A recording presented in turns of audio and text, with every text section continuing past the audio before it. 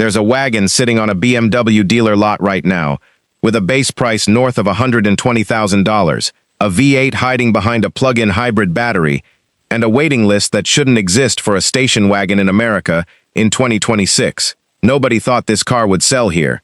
BMW barely thought it would sell here, and yet it's outselling its own sedan sibling, which is the part almost nobody saw coming. By the end of this video, you'll understand exactly why that's happening, what this car actually costs to own once you get past the sticker, and there's one number near the end, the one about how much heavier this generation of M5 really is.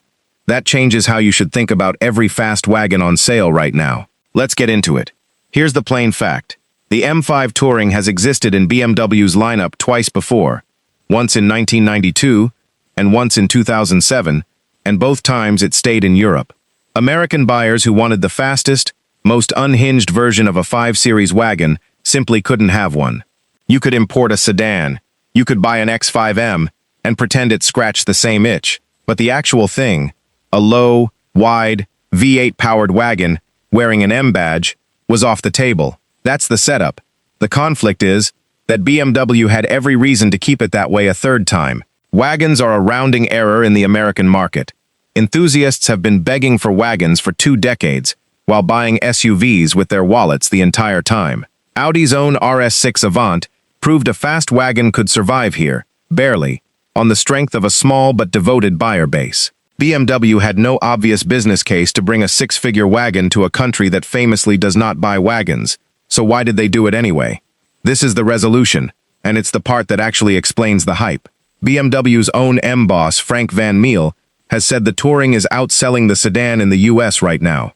BMW initially planned production to split 2/3 sedan, 1/3 wagon, and had to rework that split because American demand for the wagon body style ran ahead of expectations. That's not a niche curiosity anymore. That's a market signal. And it's the reason there's now real, serious talk inside BMW about bringing the M3 Touring to America too. Something a BMW executive has openly said depends on how loudly M5 Touring buyers keep proving there's an audience. When you buy this car, you're not just buying a wagon. You're voting for whether BMW keeps making wagons for America at all. That's a strange kind of power for a car buyer to have, and it's part of why this thing has taken on a cult following before most people have even driven one. Let's talk numbers, because this is where the fantasy meets the credit application. For the 2026 model year, the M5 Touring starts at $123,900 before destination. Add the $1,175 destination charge and BMW's gas guzzler tax, which by some reporting pushes the effective starting number closer to $127,000 once you're actually signing paperwork. The sedan starts $2,000 cheaper. That $2,000 gap has held steady since the car launched for 2025, when the sedan opened at $119,500. Here's the conflict, and it's the one every buyer wrestles with in the finance office. $2,000 doesn't sound like much money on a car this expensive, but you're not paying $2,000 for cargo space. You're paying it for roughly 140 extra pounds, since BMW's own launch figures put the sedan near 5,390 pounds and the Touring near 5,530. That's real weight with real consequences for how the car turns, brakes, and wears through consumables, which we'll get to in a minute. So the question isn't whether the wagon is worth $2,000 more than the sedan, it's whether you're actually going to use the thing that weight buys you. Now widen the lens to the competition, because this is where the M5 Touring's pricing starts to look almost reasonable. The Audi RS6 Avant, the car most people cross-shop against this, starts around $132,000, and Kelley Blue Book notes, that's before you've added a single one of the roughly $30,000 in options Audi makes easy to pile on. The Porsche Panamera Sport Turismo starts lower on paper, but Porsche's trim ladder means the version that actually competes with the M5 Touring on power climbs, well past 6 figures fast, and Porsche's option sheet is notoriously aggressive about nickel and diming you for equipment that's standard on the BMW. Here's the resolution, and here's the uncomfortable truth this niche doesn't say out loud enough. At this price point, you're not choosing the cheapest car. You're choosing which brand you want to lose money to.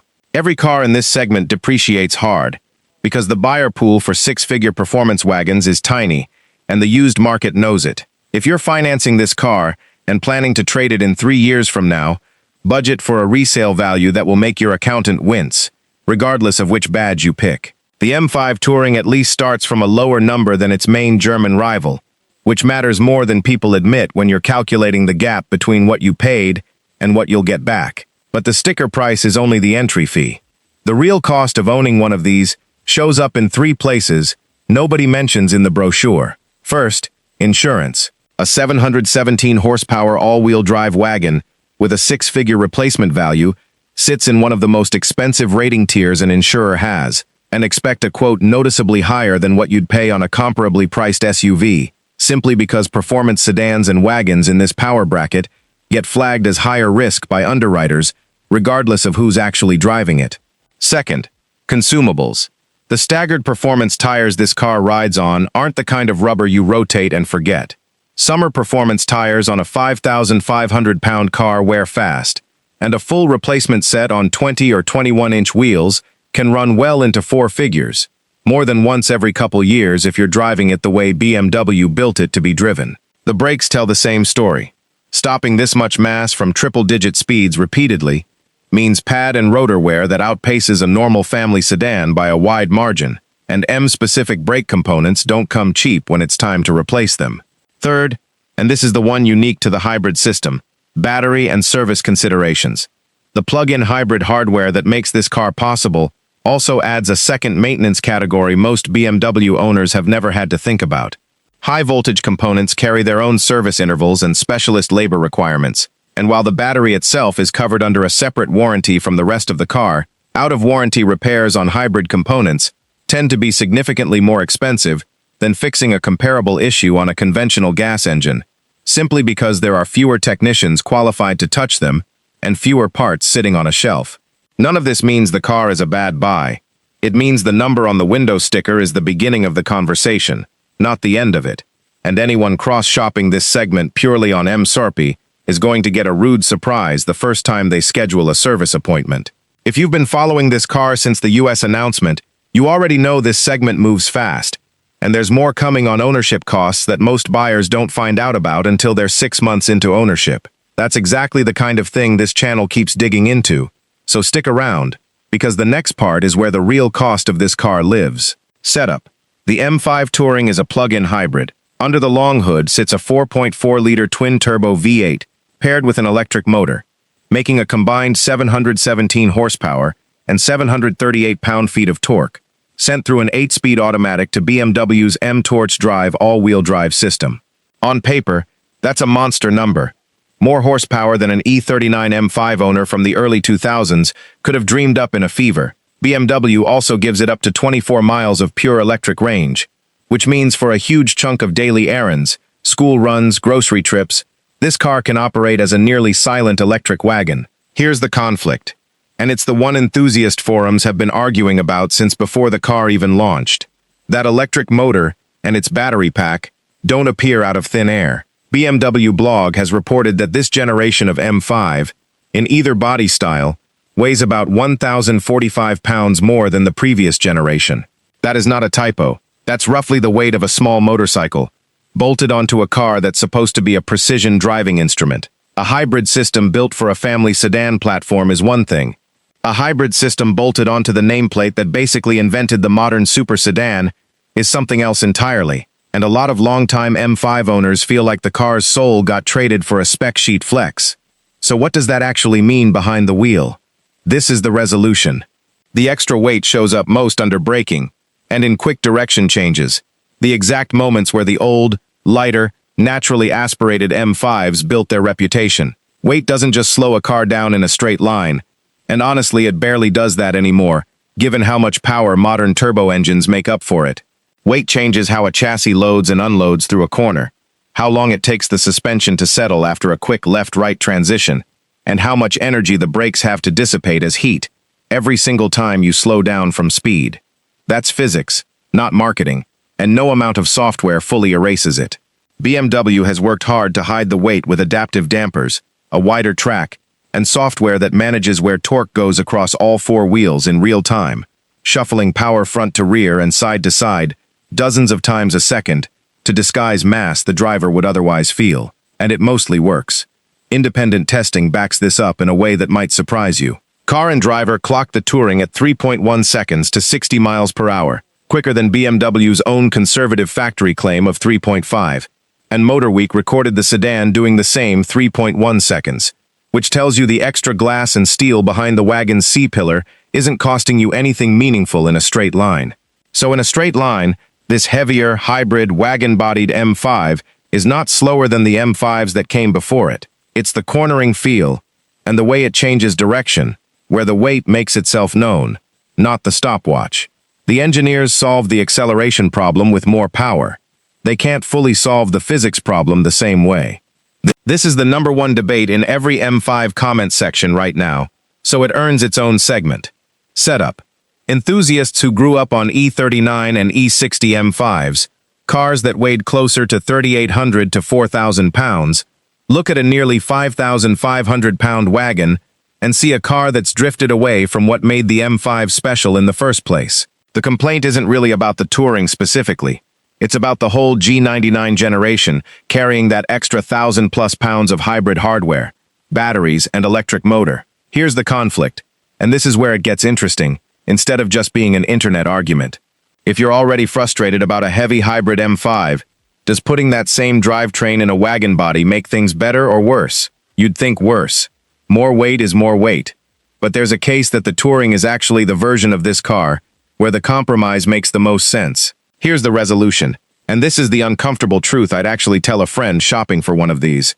A sedan trying to be a sports car has to justify every extra pound, because its entire pitch is speed and precision above all else. A wagon has already told you what it's for the moment you look at it. Nobody buys a station wagon expecting it to feel like a stripped-out track weapon. So when the M5 Touring carries that extra weight, it's carrying it in a body that was always going to prioritize usability over the last 10% of chassis purity. The hybrid weight is a bigger philosophical betrayal in the sedan, where the whole point used to be that nothing extra came along for the ride. In the wagon, the added mass and the added practicality are pulling in the same direction. You're not fighting the car's own identity. That's the resolution enthusiasts keep talking past each other about, and it's the actual reason a lot of people who were skeptical of the hybrid M5 sedan have come around on the wagon version instead. Quick gut check before we get to the last point, and it's worth sitting with.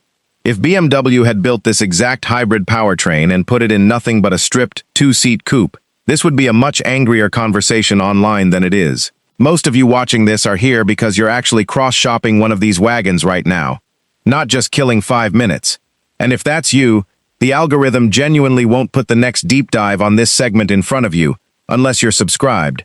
So if you want the RS6 comparison and the ownership cost breakdown when they land, that's the move. Setup. On paper, the M5 Touring is trying to be two completely different cars at once. It's a family hauler with 17.7 cubic feet of cargo space behind the second row, expanding to about 57.6 cubic feet with the seats folded flat, enough for a stroller, a week of luggage, or a dump run's worth of hardware store lumber. And it's simultaneously one of the fastest wagons ever sold in America, capable of hitting 190 miles per hour with the optional M-Drivers package and boost control activated. Here's the conflict. Those two missions actively fight each other, and BMW can't engineer its way around that, no matter how good the adaptive suspension is. A car built to haul a family needs a soft, forgiving ride, a low center of gravity that doesn't come at the cost of ground clearance, and running costs that don't punish you for daily driving it. A car built to hit supercar-adjacent speeds needs sticky, expensive tires that wear fast, brakes sized for repeated hard stops that cost real money to replace, and a suspension tuned firm enough that your kids will complain about every pothole on the way to school. You cannot fully optimize for both. Every M5 Touring buyer is accepting a car that's slightly compromised as a family vehicle and slightly compromised as a performance machine, in exchange for not having to choose. So who should actually buy this? This is the resolution, and it's the honest answer. This niche usually dresses up in marketing language instead of just saying it straight. This car is for someone who already has the six-figure budget, already values driving feel over backseat space, and genuinely needs to carry more than a sedan trunk allows on a regular basis. Gear, dogs, a second row of car seats, whatever it is. If that's not you, if you're comparing this to a performance SUV, because you want more ground clearance or a higher seating position, buy the SUV instead, because the M5 Touring will always feel like a compromise to you rather than a solution. And if you're comparing it to the sedan purely because the wagon looks cooler in photos, be honest with yourself about whether you'll ever load that cargo area with anything heavier than a gym bag, because if the answer is no, you're paying $2,000 and carrying 140 extra pounds for a shape, not a function. Here's the bigger insight all of this points back to. The M5 Touring isn't winning over the American market because it's the fastest thing in its price bracket, and it isn't even winning because it's the cheapest wagon in a three-way fight with Audi and Porsche, though it is. It's winning because BMW built a car that's honest about being a compromise, and that honesty is rare in this segment. The RS6 Avant leans hard into performance styling that oversells what's really a comfortable, composed luxury wagon underneath. The Panamera Sport Turismo leans so far into luxury that the performance almost feels incidental. The M5 Touring is the one that actually splits the difference and tells you it's doing that. Weight, price, and cargo numbers included, instead of pretending it's something it's not. If you're seriously cross-shopping this car right now, the number that should actually decide it for you isn't horsepower or 0 to 60 time. It's how often you'll use that cargo floor. Everything else in this segment is close enough that the spreadsheet won't save you. The wagon shape either matches your life or it doesn't, and no amount of German engineering changes that math. Here's what I'd actually tell someone standing in a dealership with a deposit check in hand. Drive the sedan and the Touring back-to-back before you sign anything, on the same roads, in the same day, because the difference is smaller than the price gap suggests, and bigger than the spec sheet admits. Feel where the extra weight shows up for yourself, instead of taking anyone's word for it, mine included. And be honest about your own driving habits before you fall for the wagon romance, because a car this expensive deserves an owner who actually uses what makes it different, not one who bought the shape because it photographed well in a parking lot. The bigger picture here is worth sitting with too. BMW took a real risk bringing a car like this to a market that has punished wagons for 30 straight years, and American buyers answered by outbuying the sedan version of the same car. That's not a small thing. It's a signal to every automaker still deciding whether performance wagons are worth the trouble here, and it's a big part of why the M3 Touring conversation inside BMW keeps getting louder. Whatever you decide about this specific car, the fact that this decision even exists for American buyers again, after decades of being told no, is the real story behind all the noise. If this breakdown actually helped you think through the decision, there's more coverage on this exact car and its rivals coming. So stay close for that.